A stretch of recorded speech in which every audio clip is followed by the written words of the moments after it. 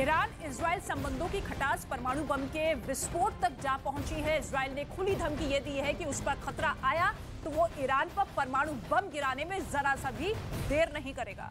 अब दुनिया ये पूछ रही है कि क्या इजराइल के पास परमाणु बम है। इसका जवाब इजराइल के पूर्व प्रधानमंत्री ने दे दिया है। भारी तनाव के बीच एटम बम की धमकी से अब पश्चिम एशिया में एक चिंता की लहर दौड़ गई है।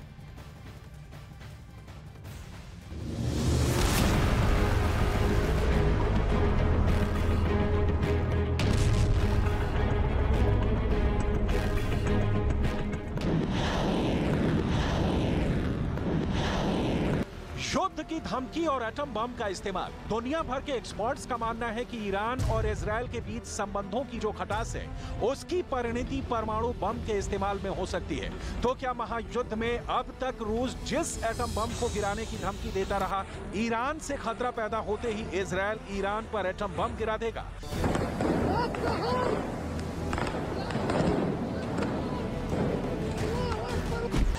ऐसा कहने का आधार ये तस्वीरें हैं। ये मस्जिद है, कोई जंग का मैदान नहीं, और ये कोई सामान्य मस्जिद नहीं है।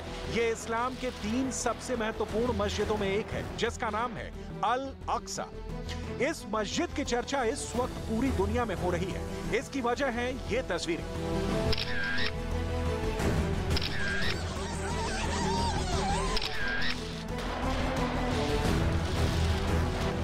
मस्जिद के अंदर इजराइल की फोर्स ने भयंकर बम गोले चलाए, फायरिंग हुई।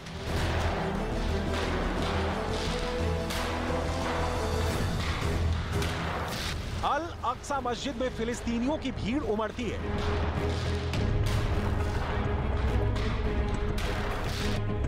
यहां इजराइल के खिलाफ आखिरी दम तक लड़ने की कस्में खाई जाती हैं। लेकिन इस बार रमजान के महीने में यरूशलेम युद्ध का मैदान बन गया। इजराइल की कार्रवाई के खिलाफ पूरा फिलिस्तीन उठ खड़ा हुआ है।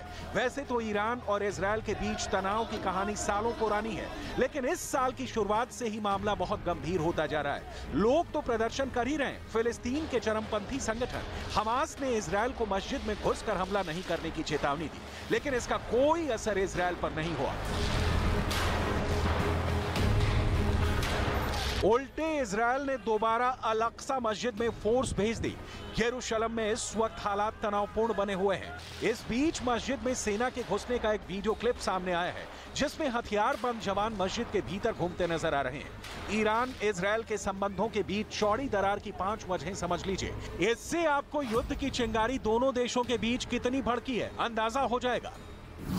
पहली वजह, साल 1979 में ईरान की क्रांति ने कट्टरपंथियों को सत्ता में आने का मौका दिया और तभी से ईरानी नेता इजराइल को मिटाने की बात करते रहे हैं। दूसरी वजह, ईरान इजराइल के अस्तित्व को स्वीकार नहीं करता है और उसका कहना है कि इजराइल ने मुसलमानों की जमीन पर अवैध कब्जा कर रखा है। तीसरी वजह, दूसरी तरफ इजराइल भी ईरान को एक खतरे के तौर पर देखता है।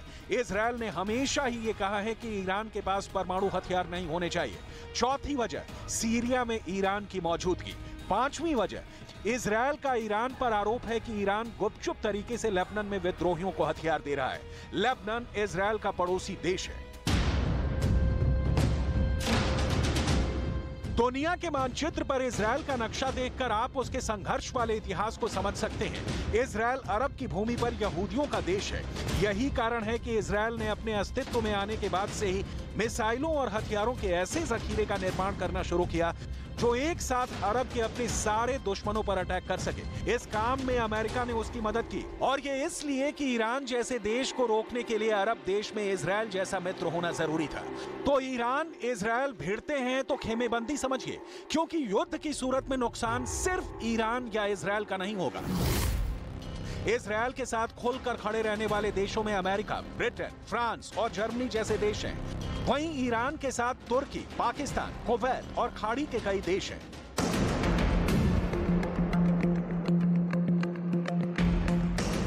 तो युद्ध की डिग्री क्या होगी समझ लीजिए। सीरिया में बार बार इजराइल की कार्रवाई के बाद भड़का ईरान बदले की फिराक में है।